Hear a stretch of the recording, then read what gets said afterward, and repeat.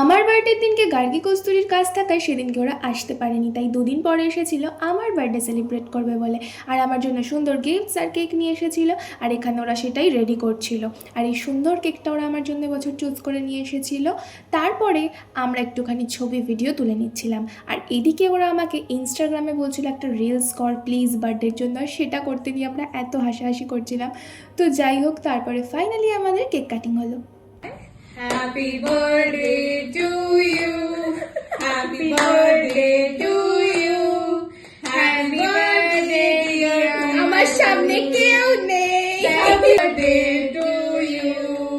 বাড়িতে সবার সাথে আমার আগের দিন বার্থডে সেলিব্রেশন হয়ে গিয়েছিল বলে আমি শুধুমাত্র আজকের দিনটা ওদের সাথেই সেলিব্রেট করছিলাম। আর তারপরে এখানে আমরা সবাইকে কেক খাওয়ালাম, তারপরে কেক লাগিয়ে দেওয়ার পর এরপর আমরা এখন এখান থেকে সোজা যাব খাওয়া দাওয়া করতে, যেটা তোমরা পরের পার্টে দেখতে পাবে। ততক্ষণ সবাই চ্যানেলটাকে সাবস্ক্রাইব করে নিও, ভিডিওটা ভালো লাগলে লাইক কমেন্ট শেয়ার করতে ভুলো না।